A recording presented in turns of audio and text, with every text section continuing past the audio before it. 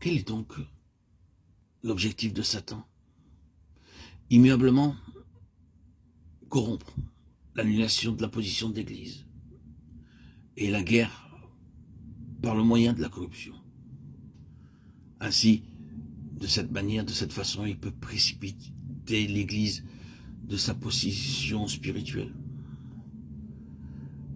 Nous avons des paroles telles que celle-ci: souviens-toi donc d'où tu es tombé.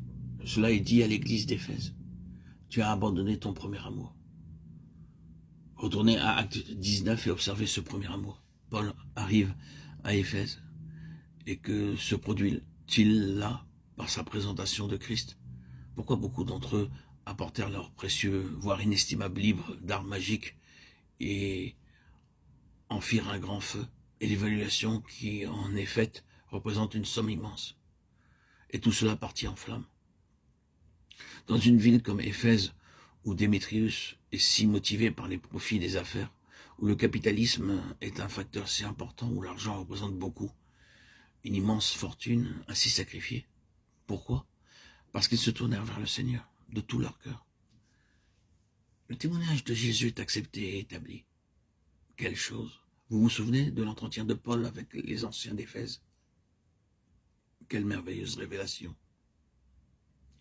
Quelle relation dans les choses spirituelles!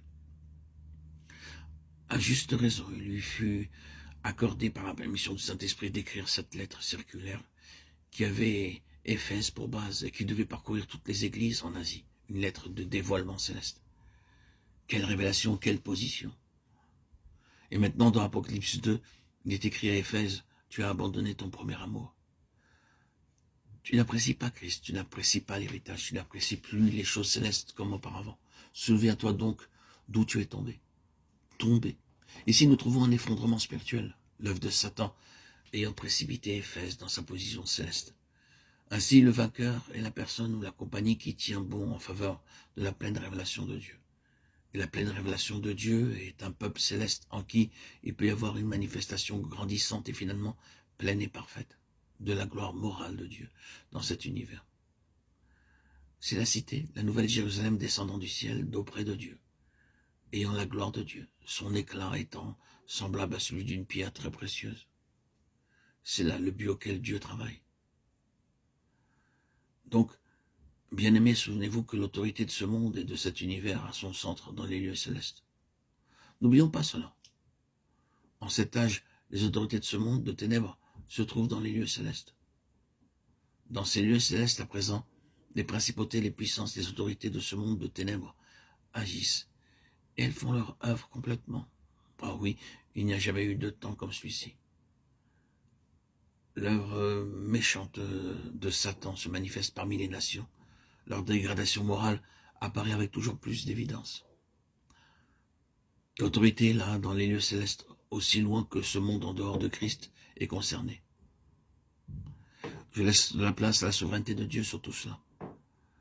Mais nous parlons du gouvernement juridique et légitime de l'homme, et Satan le maintient en dehors de Christ, à cause du consentement de l'homme, et son consentement persiste.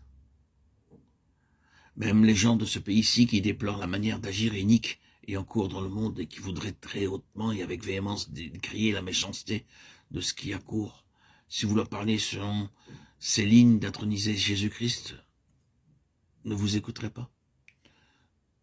Donnez à Dieu sa place. Ah, ce sont des belles paroles, des paroles pieuses. Ils agiront à l'égard de cela d'une autre manière. Satan a une telle emprise que même ceux qui déplorent l'iniquité n'accordent aucune place à Dieu et à sa justice.